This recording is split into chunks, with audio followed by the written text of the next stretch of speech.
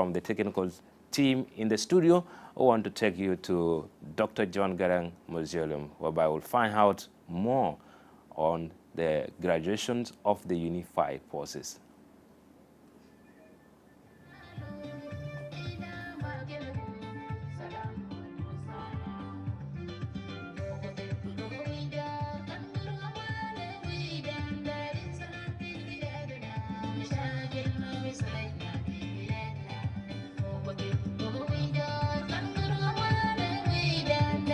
Yes, welcome to this live broadcast that is coming to you from Dr. John Garang Mausoleum through SSBC, the national broadcaster, with me, Tech Stephen Wood. The program that gathers here to us here today is the official graduation of the necessary unified forces, part of the requirement of the revitalized agreement on resolution of conflict in South Sudan, an agreement that brought this lasting peace for the last couple of years, 3 or 4 now, that brought us here today to this graduation of these forces. These forces, just for your information, is a forces that is composed of all the organized forces, starting from the military, the wildlife, the police, the prison, the fire brigade, and then also to the VIP protection force.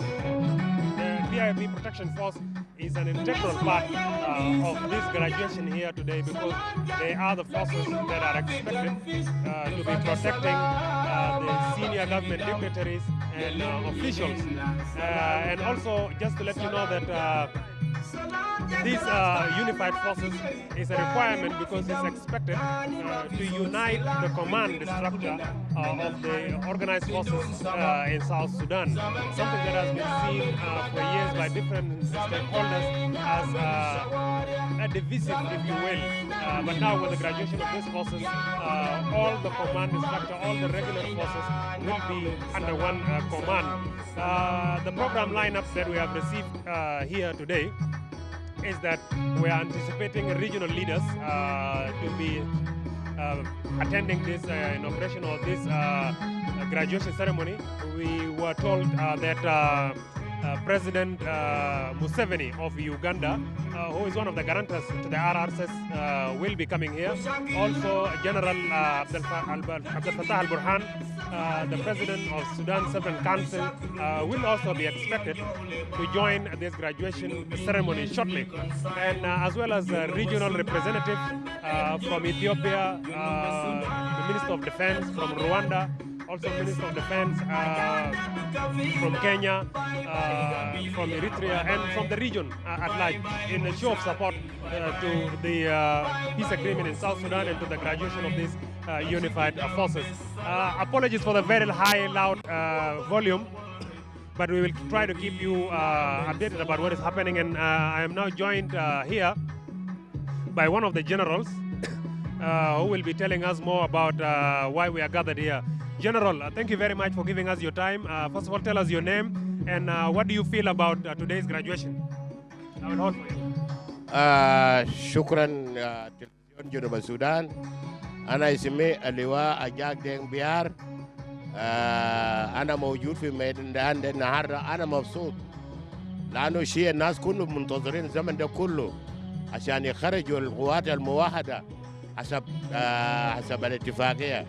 والنهارده هيتم اليوم. هيكون في 6 مراكز تدريب هيخرجوا من النهارده، واولا قرم ورجاب ومني ولولوغو ورامبور وجون جارنج. ديل المراكز هتتخرج النهارده. ديل المراكز هتتخرج، والقوات المتخرجه النهارده 24,000 خرج هيخرج النهارده. البشارك في طابور هسي ده 1700 ياو بيشارك في طابور نيابه عن الزملاء بتاعهم. فأنينا مبسوطين. أنينا القوة اللي كان بيجهز الميادين ده وبيخليهم يتدربون، نينا مبسوطين عشان الجماعة ده يخرج. مش كده وبس، نينا منتظرين قوة تانية هيدخل. في قوة في كونتونمنت الدفعة الثانية، دي الدفعة الأولى هتتخرج، الدفعة من نسر يونيفايد فوسس ده الدفعة الأولى. الدفعة الثانية هتخش طوال الميدان وبعد ذاك يتم حسب الاتفاق. فالنهار دي ده بالنسبة لجنوب السودان زول كان بيشوف انه كانه ما في التغريد حاصل ده ياهو قدامكم التغريد ما بيونسوا لك تاني انت بتشوف عينك. فالكلام اللي بيقولوا جماعه ده هيخرجوهم زي ما كمان بيقولوا انه في دفعه تاني هيخش. فهنا الكلام الناس بتاعنا والدوله بتاعنا وحكومه بتاعنا بيقول كله كلام صحيح وفي محله. وكل شيء انا داير اوجه شعب بتاع جنوب السودان كل شيء من إرادة ربنا. كل شيء عنده يوم بتاعه. حتى جنب ولده عنده يوم بتاعه. حتى يوم اللي بخش بطنه عنده يوم. the same thing الناس ديل عندهم يوم دخلوا ميدان وعندهم يوم بتاع التخريج. فما الناس ما ينطروا قالوا الناس ما بخرج. ما ده يوم بتاعه يا جاء النهارده. اليوم اللي كان ربنا قرره يا هو يوم ده ليلة يوم 30. فأنا بكون مبسوط خالص وبكون ما عندي كلام داير أقوله تاني. وأنا بشكر راديو وتلفزيون جنوب السودان. شكرا جزيلا جنرال. شكرا جزيلا. Yes, and that was one of the generals telling us about his excitement about today's graduation and telling us that it is the right time for this process to be graduated here today. And like we are all aware about the background music that I told you earlier, it's quite loud, but we will also try in as much as possible to bring you the details about what is to happen here in terms of depth and details. So stay tuned as we will continue to update you in the field here. We have a comprehensive team from SSBC who will be telling us different angles about what is about to take place here today. Yeah, welcome back, dear viewers, from Dr. John Garang Mausoleum, whereby you can see the live updates brought to you by my colleague right there. And thanks to all colleagues at Dr. John Garang Mausoleum for giving us live updates. And keep following. More will come to you as the celebrations and the graduations of the Unified Forces is happening at Dr. John Garang Mausoleum. This is the day that South Sudanese have been waiting for to see these things being implemented as to pave way into the implementations of the revitalized peace agreement.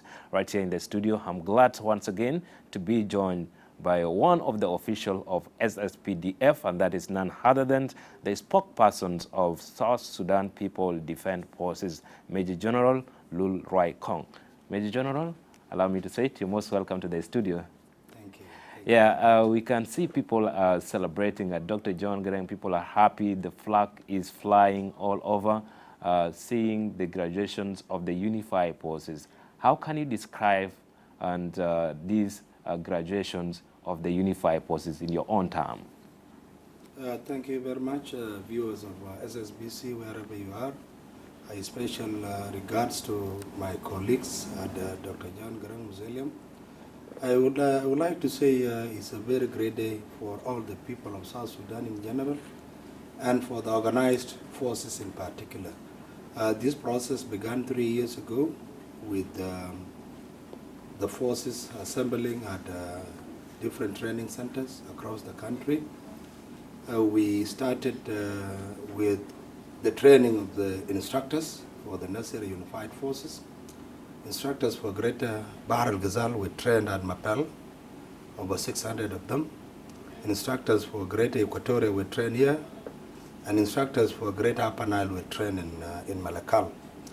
Then the second step was for the necessary unified forces to be received in 18 training centers across the country and embarked on training.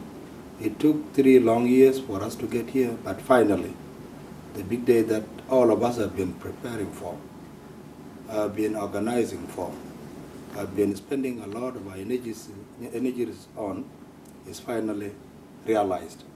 And this is the first step in graduating the necessary unified forces. This is the first step for graduations of the Unified Forces, and is also the first batch of the Unified Forces. How many batches do we have?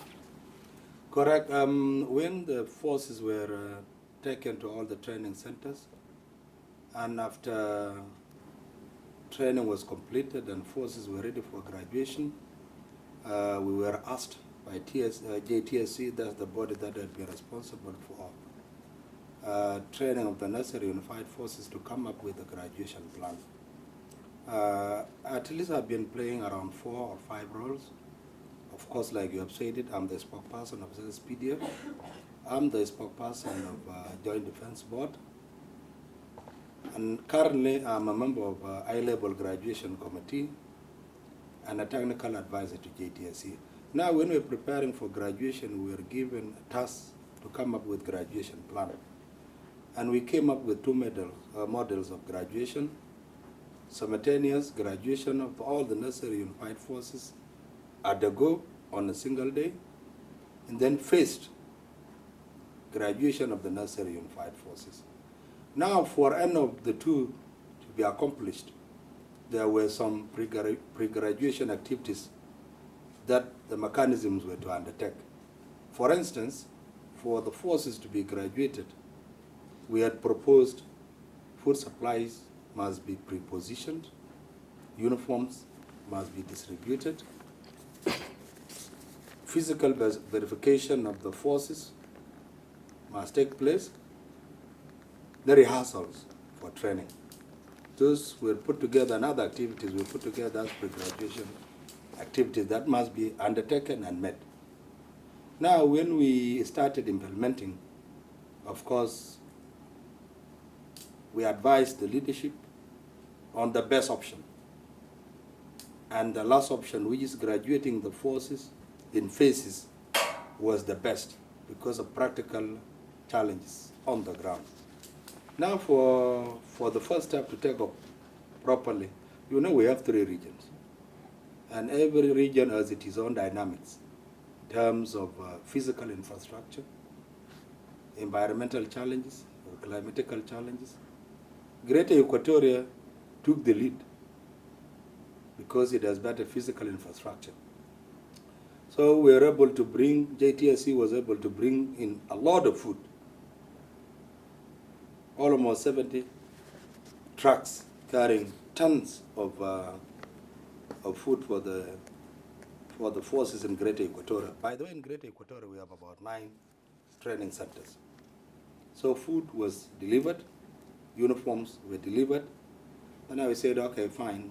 If we cannot realize that of graduating all the forces in Greater Equatoria on a single day, let us start with the forces within and around Juba. And the forces that we are having at Dr. John Garang Mausoleum, they were drawn from 5 training centers within and around Juba, namely Gorom for the Presidential Guards, about 3,000 plus. Then we have Rajab for South Sudan National Police Service, almost 7,000. Then we have Gudmakur for National Security. We have Lologo for prison warders. Then Rambur for senior police officers. The forces that are graduating today in all these training centers are about 11,000. Now, for the graduation process to be overseen by the presidency, samples were taken from all the organized forces. And of course, that's the Army is leading, followed by National Police Service, Correctional Service, there's Prison, Wildlife Service, and the 2 arms of Security Internal, Security Bureau, internal and external. So we took a given number from each unit to represent them at graduation ceremony here at Dr. John Garang Mausoleum. So we have the marching forces that will be marching today to signal the graduation of all these, about 1,700. That's 1,700 at Dr. John Garang. They will be rehearsing for graduation for the last 2 weeks. First, it was done by each unit. Then all the samples were taken to Rajab. They'll be rehearsing at Rajab. Then over the weekend, they were brought to come and do rehearsals together. And these are the forces that we have been seeing on television. So these are the steps we took to ensure that the graduation of the necessary unified forces is realized. And we are grateful to the leadership for availing the resources needed for this process to be realized today. Good. Thank you so much for all these informations. Let's look at the chapter of the security arrangement chapter that talk about all these issues related to the graduation of the unified forces. What do you think is achieved so far? The first achievement, I would say, is the graduation of this 11,000 today. That's the first step. Then other regions will follow. For instance, now in Greater Equatoria, we are left with Moroto. We are still having Winkabol. Winkabol is having issue of accessibility. The forces in Winkabol are going to be relocated to Torit for graduation. Maridi. These pre-graduation activities that are outlined will continue being met. And once they are met for each region, of course, the forces will be graduated. For Greater Bahar Ghazal, we have 3 training centers. That's Mapel, Masnabira, and Pantit. We have regional teams on the ground. JTSC regional teams have been on the ground doing physical verification of the forces that are being graduated. Food, we have some food in Wow. More items are expected to be delivered from Sudan using the K3 crossing points. That's Keradem, Wargwet, and Majog. Supplies will come from that side. Once the pre-graduation requirements are met, the forces in Greater Bahar al-Ghazal will graduate. In Greater Bahar al-Ghazal, we have 9,812 forces that will graduate. For Greater Equatoria, when you add the parade for national security, which I will not disclose, you will have excess of 27,000 to be graduated. Today we are graduating 11,000. For Greater Upper Nile, we have 15,000 to be graduated. Now, once we are done with pre-graduation activities for Greater Upper Nile, food supplies for forces in Greater Upper Nile will be coming from the north using barges. Barges are coming down from coasting. Then they will deliver food to all the training centers and their uniforms. We are having some challenges. You know, most parts of Greater Upper Nile is flooded. So we have 2 training centers, Tufagio and Alel, that have been submerged. The forces in those locations will be relocated to Malakal. In Bantu, we have a training center at Kaljak. They are going to be relocated to Bantu for graduation. And that's why we ended up doing graduation in phases, because, you know, when you plan, the theoretical part of any plan is always beautiful. But when you come to implementation, of course, you'll see it is not as rosy as when you read it on a piece of paper. So these are some of the small challenges that delayed us in realizing the graduation of the necessary unified forces on a single day. Okay. These are practical challenges that I've just listed. Yes, but of course, we are working around the clock. Yes, you did mention very well that when you are planning, you will think to achieve what you planned as you plan. But the implementation sometimes can affect your plan.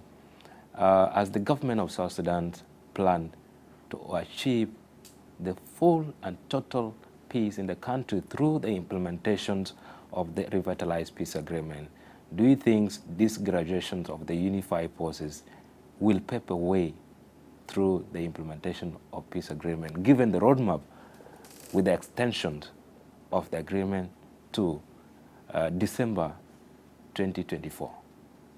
Of course, we in the security forces do not really focus on the extension. That's a political lifespan. For us, whether there is extension or there is no extension, implementation of transitional security arrangements is a continuous process, all right? Even after the extension of, at the expiry of the extension of 24 months, security arrangements will continue. In terms of once the force is reunified, we have taken the first step now. Once the force is totally reunified, that's when our biggest work will start. Training the necessary unified forces so that they become very professional. their respective areas. Have a very professional army, and the only way to make any army professional is through training. Training of officers and NCOs. The same thing with police. And I must say, South Sudan National Police Service, the first batch that we are graduating today, was well trained. Was well trained, and everyone was impressed. I must admit that the South Sudan National Police Service did a wonderful job. The instructors, Arajab, did a very beautiful job. And those who have been seeing them rehearsing for training would concur with me that they did their best. As we fall back to our respective units, training in the organized forces is a continuous process. You train, you work. You work, you train. So for us to realize total peace in the country, implementation of transitional security arrangements must continue, even at the expiry of this interim period. Okay, you have talked about the food, like 70 trucks that have been given to the unified forces to support them in the training centers, but you didn't talk about the financial support. Do you think food is enough for these unified forces to sustain their life without money? No, the leadership provided some money, and that's why we were able to purchase food from the neighboring country, Uganda, and from the north. Without money, nobody would have purchased the requirements for the necessary unified forces. The leadership provided resources, and that's why we were able to undertake the activities I've just listed. And there is a will that for this process to be realized, it must be funded. It must be funded. And with that resolve, with that determination that the implementation of transitional security arrangement must be funded, we are going to realize the biggest obstacle that had been standing in our way. Because if you have forces, 53,000 of them, being held up in training centers for 3 years, it had an impact in terms of security. And I'm happy that with the graduation of the 11,000 necessary unified forces today, and the expected graduation of the other ones that are remaining in the training centers, we are going to see an improvement in the level of security in the country. Because once they are graduated, the next step would be for them to be deployed. So the first step that we are realizing today is a very major milestone in the implementation of peace agreement in general and transitional security arrangements in particular. In the eyes of the international community and South Sudanese, there has been numerous incidences of conflicts, insecurity across the country. And in the morning before you come in, I was with the Major General Majur Khor. And then I asked him the same question. Do you think the graduation of these unified forces will stop conflict in the country? I concur with anybody who has that positive thinking, that once we graduate all these forces, we are going to see a lot of improvement in terms of security. The good thing is that after this peace agreement was signed by the major parties to the conflict, we never had a situation where SSPDF fought with SPLIO. Politically motivated violence greatly decreased, and it was reported by even the international community.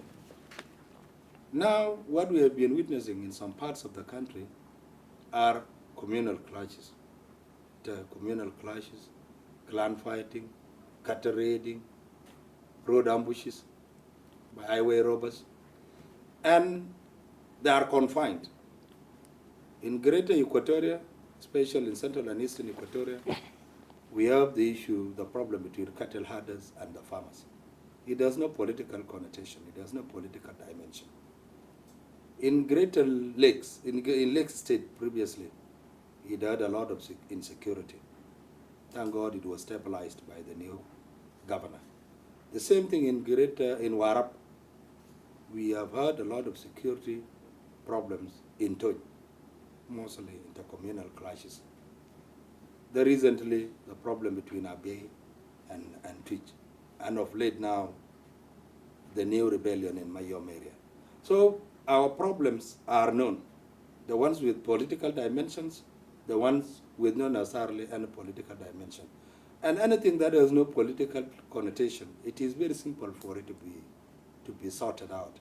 And once we graduate these necessary unified forces, JDB will come up with a graduation plan. And it is going to be based on a number of factors to be considered. And one of the factors that will be considered when they are deploying would be areas that are experiencing insecurity. For them to be stable, you need to have the organized forces getting deployed and taking care of insecurity. All right. So let us be very hopeful more than ever before that if we have had cases of maybe our forces got smaller in terms of numbers because we are having 53,000 of them held up in training centers for the last 3 years, a very big impact is going to be realized. Okay. As soon as these forces are graduated. Let us be hopeful for the best, according to Major General. And we are going shortly to Dr. John Garang Mausoleum, and Justin will be giving us live update right there. From the technical team, dear viewers, let's move to Dr. John Garang Mausoleum.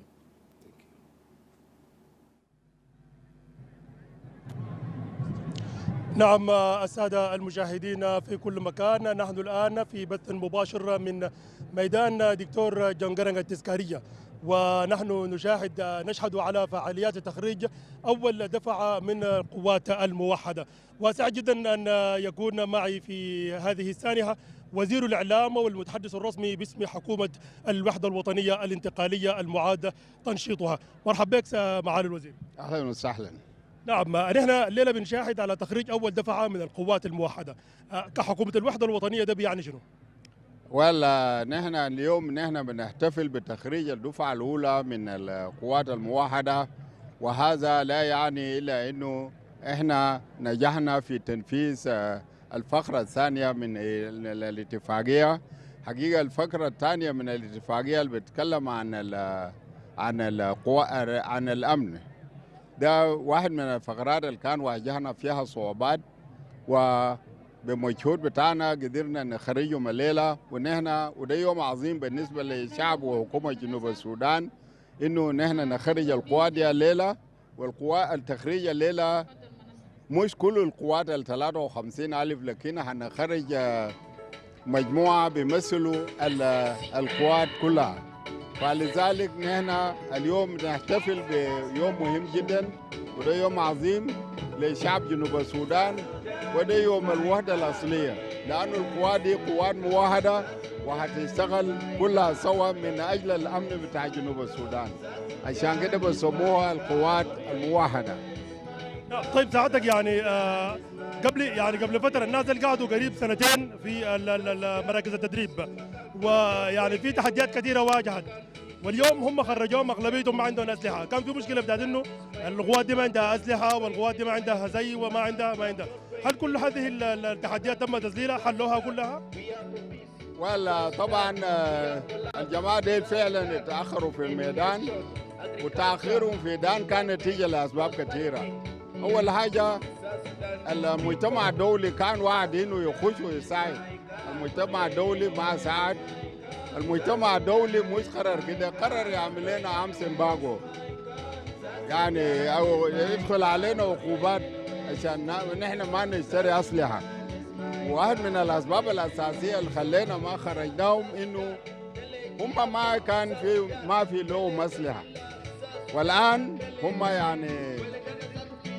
نحن خرجناهم وقدرنا نفرج لهم اسلحه، رغم انه الاسلحه دي قديمه الا انه احسن من ما نكون. ولذلك نحن التاخير اللي كان حصل نحن مش برانا، لكن بنشوف انه كان المجتمع الدولي هو اللي خذلنا. الان بيكون في مشكله، او السؤال بيتعلق بموضوع بتاع توزيع هذه القوات، كيف يتم توزيعهم بعد تخريج؟ طبعا بعد ما يتكون القوات النظامية الموحدة هيتم توزيعهم على جميع أنحاء جنوب السودان، وبعدهم طوالي هيخش الدفعة الثاني. الدفعة الثاني إن شاء الله هنخرجهم قبل نهاية الفترة الانتقالية الحالية عشان القوة دي تكتمل. القوة المتخرج حاليا 53,000، والقوة الثانية يمكن يكون نفس الرقم، وبذلك بيكون أكملنا التكوين بتاع القوات الموحدة. طيب يعني الشيء الثاني يعني في بند بتاع الترتيبات الامنيه اللي مفترض كله هو تساهم بقواته وتتم توزيعها.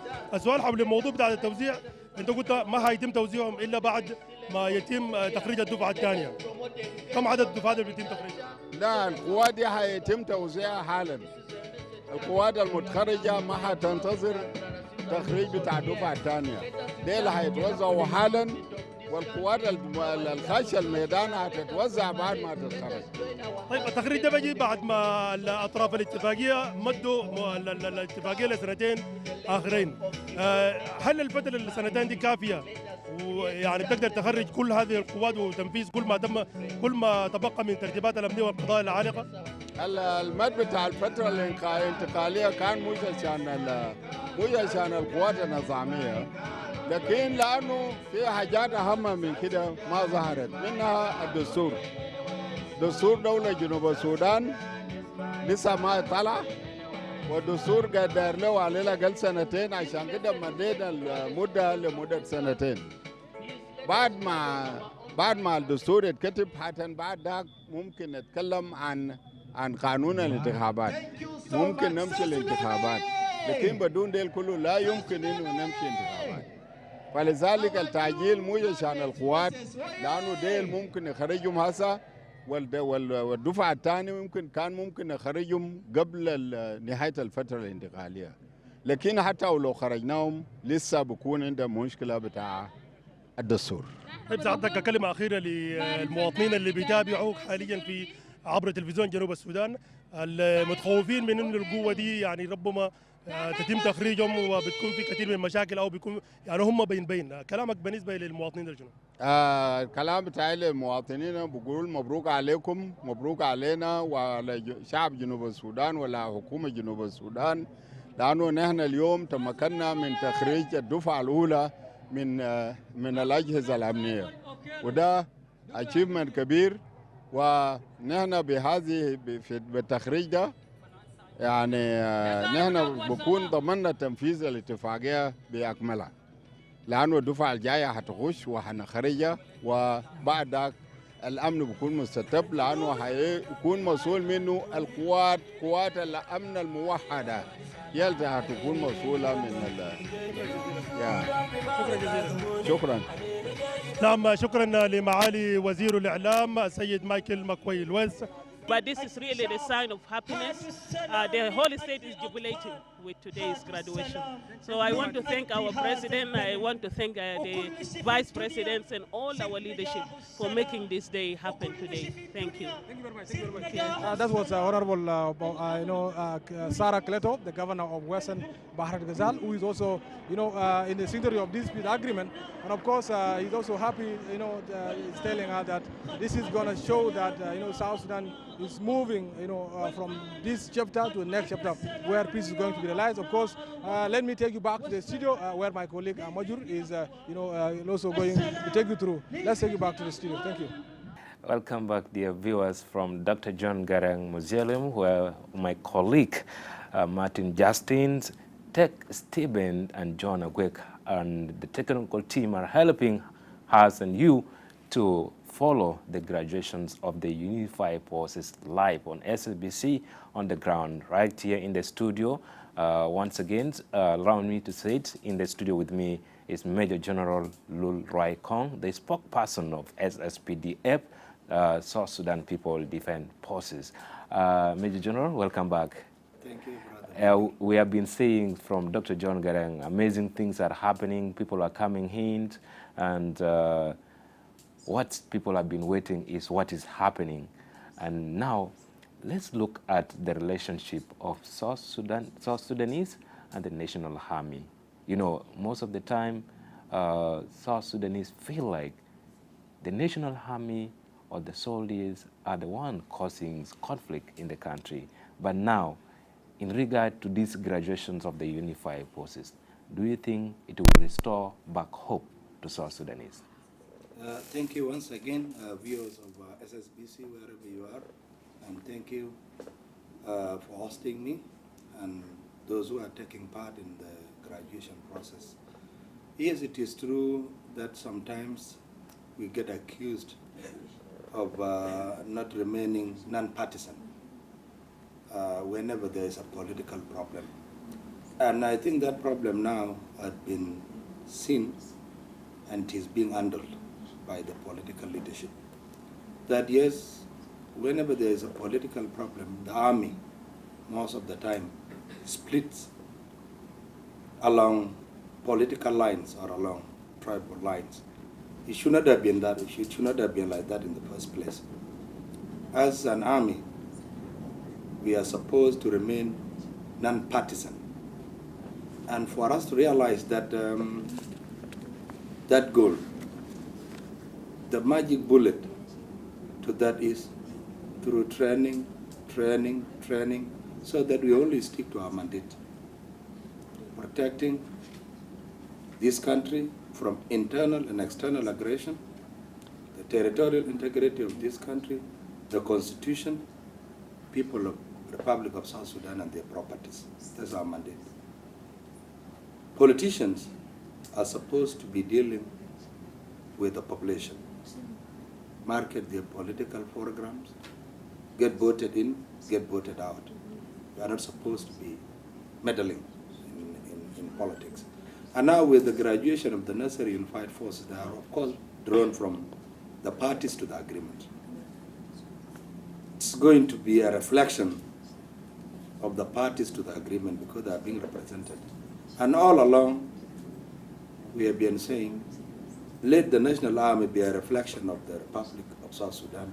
In other words, let our diversity be reflected in the National Army and other organized forces, so that there's a sense of ownership, that this army belongs to all of us. And now, we have started this process. These 11,000 that are being graduated today is a reflection of our diversity as people of South Sudan. Every person will see himself or herself in the army that is being graduated today, and it will continue like that until everyone feels, yes, this is truly our national army, this is our national police, this is our national wildlife. It's a process for our mindset to be transformed. From being partisan to non-partisan is a process, and therefore there is need for us to be given the resources that we require, so that once we do our recruitment, right from the time you are chosen to serve in the organized forces, you are properly brainwashed. You are told from today, this is your tribe, the unit, the uniform you are wearing. If it is for SSPDF like this one, I'll identify myself with the service, not with my community. The same thing with that. So yes, we have had problems, but correction of these problems has just started. Let our people be hopeful. Let our people be hopeful. Now let's talk about the disciplines of the army. You talk about training. Yes, training is part of the discipline. But after the graduations, how are these army or the organized forces, unified forces, supposed to behave in regard to the interaction with the normal citizen of South Sudan? And this will bring me the point of asking you the same question of food and money. Is there is enough salaries that will make sure that these people, yes, they are taught, training, they are disciplined, now they will not come and maybe have conflict with the normal civilian, common South Sudanese, who is maybe doing his or her business in the market, thinking like maybe he or she is mean of getting the money to survive. So what do you say about this? There are a number of actors involved. You know, when you talk of training, discipline is being also instilled in the minds of the organized forces. Discipline comes with accountability, code of conduct. One of the elements that had been missing for too long is the issue of accountability. you commit a crime, you are held accountable. Once you are held accountable and you face the law according to the crime you had committed, it becomes a deterrent. Say so and so did A, B, C, D, was punished for his crime or crime. Those who had watched you committing a crime, those who had watched you being tried and convicted would say, no, I do not want to repeat the same mistake. All right. So from now, once we have been doing it. It's not that sometimes we have not been doing it to the level that is expected of us. Or sometimes some people commit crimes and they get away with it. Now this is a new beginning. We have known where we had fallen short of expectations of the people of South Sudan. We have been knowing for sure. So now this is a new unit that's being formed by the parties to the agreement. We know where we are coming from, we know where we are going.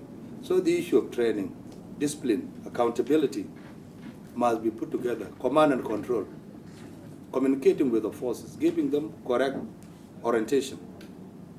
Now these are the aspects that you are talking about. It's a shared responsibility. We'll do our part as the organized forces in ensuring that we have a professional army, professional organized forces. Then the government has a role. We in the army, we are not yet productive. We are not producing anything. We are consuming. And the only supplier is the government. It is the government that supplies us with our logistics. It is the government that pays us our salaries. There are roles that must be met by the government. For instance, the issue of salaries. They have been talking in the parliament and other circles that the salaries for the organized forces are peanut.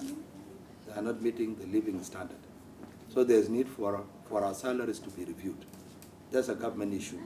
For us to be issued with the necessary logistics, it is the government that will avail resources. So what I'm trying to say is that if some of our own elements misbehaved because of shortages in terms of logistics and other items that are supposed to be provided by the government now is becoming one. The government now is becoming one. Some of the resources that were being challenged, channeled to other areas, now they will be challenged towards the organization of the necessary unified forces. I'm very hopeful that once this government settles, they'll focus on the needs of the organized forces. Once you are provided with your rations, when you get your salary on a monthly basis, the question would be, you get paid on a monthly basis, you get paid sufficiently, you have enough food supplies. Why are you robbing? Later, you won't have any reason, okay? Then you remain on your duty. So on this, I would say, it's a shared responsibility. We in the army will do our best, and the organized forces will do our part, and the government has realized that, yes, we are having challenges that must be sorted out by the government of national unity. So let us bring our efforts together, let us pull our energies together for the betterment of this country. Well, after the graduation today, do you think these unified forces will be deployed to the various units? Yes, I said earlier on in the interview that once this page graduates today, the next step would be redeploying them based on the areas I shared with you earlier on. When is it going to happen? Well, JDB will sit. You know, the Joint Defense Board had been the body responsible for exercising command and control of the forces in the training centers. And for your information, these forces had been at training centers for the last 3 years without any politically motivated problem. They've been sharing the resources they get at training centers. Some went as far, the government soldiers that are being paid, went as far as sharing their salaries with their colleagues from the opposition, because colleagues from the opposition were not being paid all this time. But now, as soon as they graduate, a Republican order is going to be issued by His Excellency the President, so that they are considered part and parcel of the National Army. Those who have not been receiving salaries will start receiving salaries. Do you think there will be a challenge if they are not redeployed as soon as maybe possible? I don't have any reason to be pessimistic. After graduation, then what would be the reason of keeping them in the training centers? Okay, they are no longer. They are graduating today. They will just be given very short time as the leadership organized for their logistics. You just need vehicles. You have been redeployed. From Gorom, for instance, you go to Meridi. Iba Arbia is taken. You have been redeployed to lakes. Yaude Sikabeta lakes, Fata. So that we pave way for the second phase. As soon as they graduate, they get deployed. Training centers, they are freed up for the second batch to come in. I am not foreseeing any further delays in the process. We have learned. And after we are done with the graduation, those of us who had been overseeing the processes will sit and assess what were the delays. Were they caused by the organized forces? Were they political, financial? Because if you undergo a process and you are there reviewing, you want to know where the loopholes were.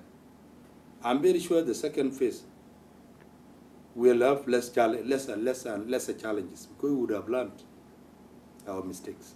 Okay. Let us remain hopeful that it won't be long before the remaining forces are graduated and the second phase begins in earnest. Let's talk about what you think the top leadership should do to the unified forces and the army in general to make them people who are happy, patriotic, and love their work. Do you think there is need for some priorities that the top leadership should put in place in order for a common citizen to live in peace? Wake up in the morning, you go for your work, and you don't have any problem. You know that the national army is there, the organized forces are there to protect you, and there is no insecurity in place. So what are the major things that you think the top leadership of the country should put in place? They are crystal clear. Funding of all the activities of the army. Availing the necessary logistics that is needed. Sustenance. They need food rations to be available. Uniforms, so that they appear smart.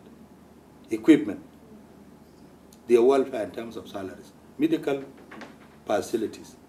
Barracks, so that they are not mingling with civilians. And this government will be in a position once we have one united army. And we are in the process. What is required of the government? They know the government is being led by former SPLA members of I Command, senior commanders. Okay? They had been part and parcel of the army that I'm still serving in. They were our commanders, Anyanya 1, Anyanya 2, and then the SPLA-led war of 21 years up to today. So they are not strangers. They know what we really need. It's only that we have never had an opportunity. For instance, during the interim period, South Sudan was like paradise. During the interim period, we started having these problems after 2013 crisis. And it was brought as a result of political differences between our leaders. Now that they had agreed and accepted to be working together, we are going to restore our lost glory in terms of unity. And once they are united, like now, they have been united for the last 3 years, we had been united in the army. For all the 18 training centers, ma asal yum, shakal agam, beina sakar, al nas jam in ayu, wal nas jam in soa, wal nas bitazes PDF. Take it from me. I'm not saying it for the sake of saying it. Only social issues. Social issues, purely social issues. So it's an indication that when we put together, our officers, instructors, gave very strong morale and orientation to our forces at the training centers because we came up with a course called the Integrated Course for the Necessary Unified Forces. It had about 9 units. We selected them. And I told you earlier that I was an advisor for JTSC, technical advisor. I took part in in co-designing. And one of the units was a unit on trust and confidence building. That was the first we taught them with. Let us accept each other. This country cannot have peace if we are divided along tribal lines, if we are divided along party lines. And I'm very grateful that for the last 3 years, MAP reform, Mashile leadership, that now shackled the training center along their party lines.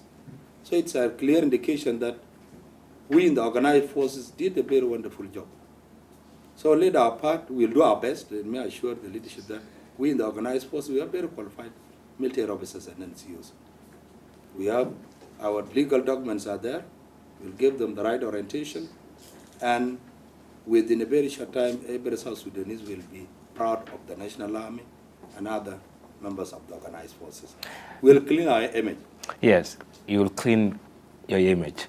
And coming to quoting the president, His Excellency Salva Kiir, he once said that he and his leadership will not take back the country into war. And this brings me to ask you this question. Do you think that a national army, a soldier, SSPDF, and other forces that are locking horns with SSPDF and maybe other organized forces, why do South Sudanese maybe to fight? Do you think people cannot stay? You cannot be a soldier without fighting and you protect the image of the country? Is it true that maybe if you fight, that will qualify you to be a soldier? What do you say about that? I think the biggest problem is that we had been at war for a very long time. We had been at war, means zaman bita Injilizi. We had our little wars as Southerners. Gabila ma Gabila, over green pastures, over water, over what. Those had been our little wars without political dimensions. Our political wars started recently, okay? And I would say the first split within the ranks and files of SPLA started in 1983, okay? Over the leadership and over the objective. Again in 91, again in 2013, and again in 2016. The reasons, they had been different, right? But the biggest problem is that whenever there is a political problem, the armed wing would split along tribal lines. And this is what we are trying to fight as a national army. That what is it that keeps the country splitting along tribal lines, especially the organized forces. So we have been pinpointing that these are some of the reasons. Okay. Now, how do you keep out the army?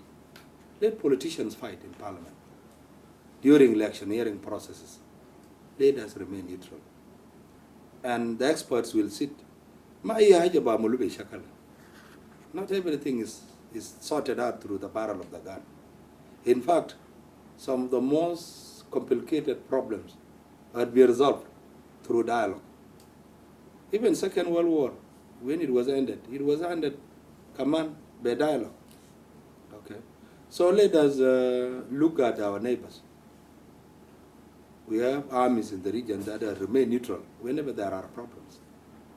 How did they manage to remain neutral whenever there is a political squabbling?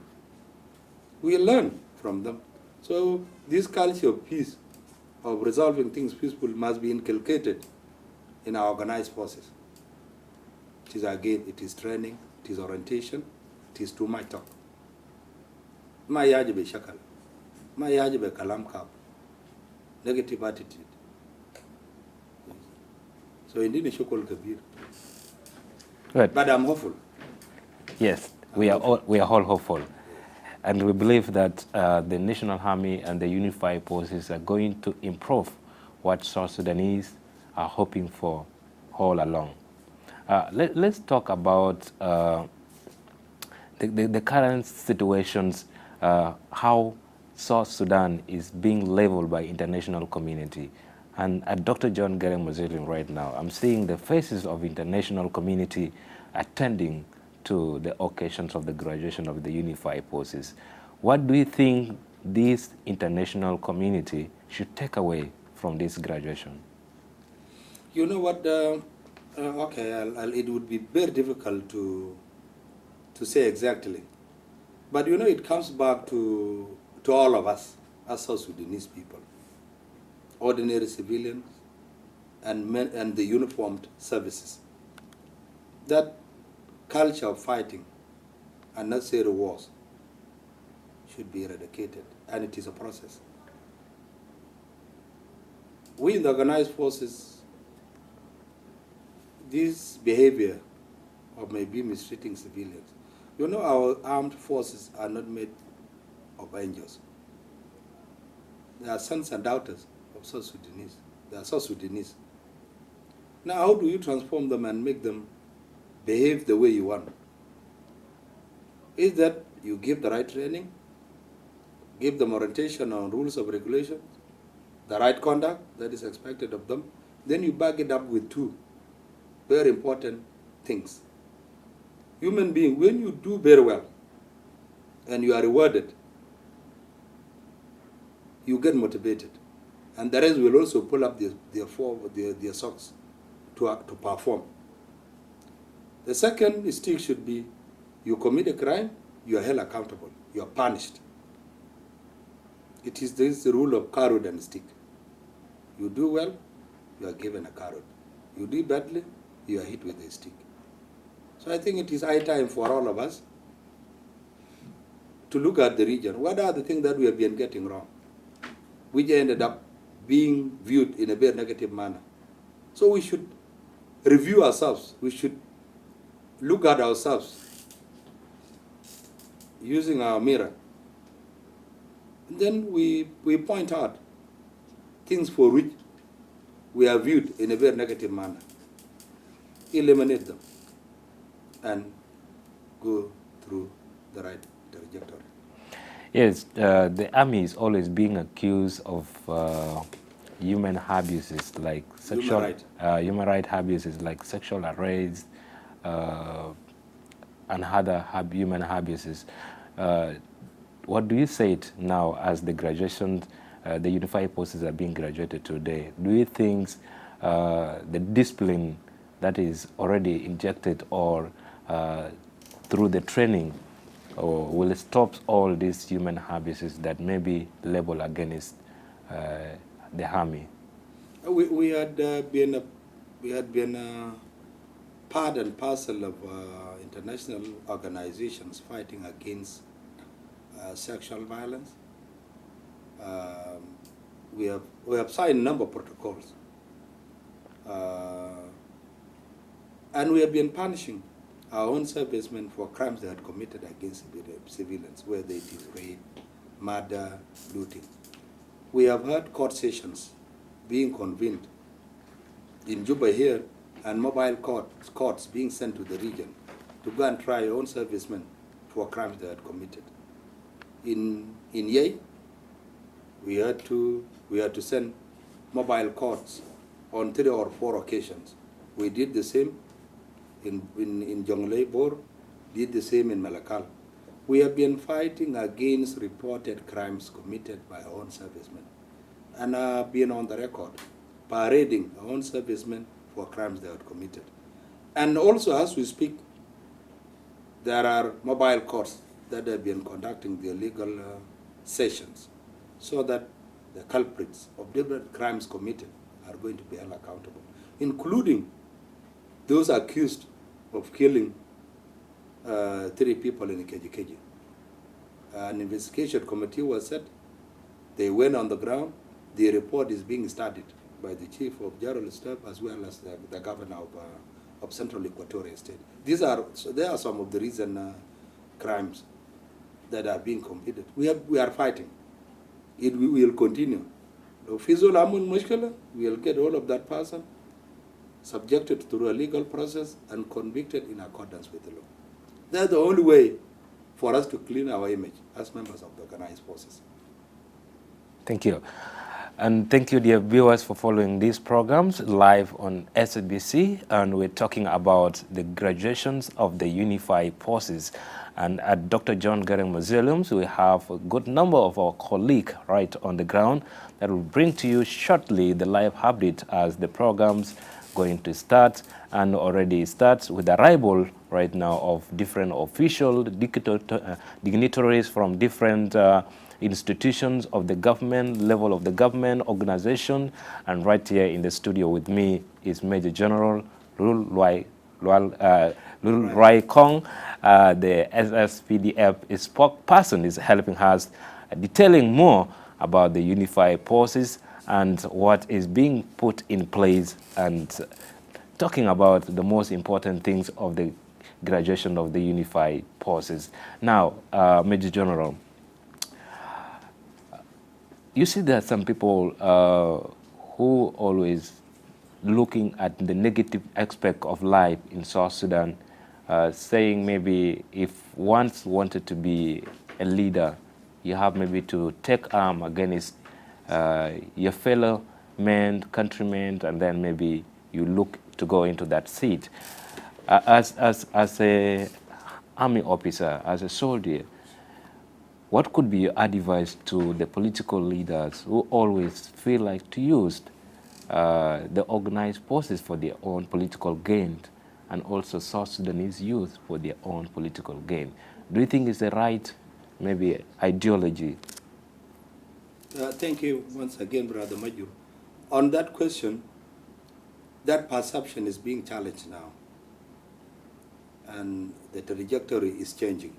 For instance, this revitalized peace agreement, we are having unarmed political parties that took part in negotiations, signed the agreement, and now they are serving the government of national unity.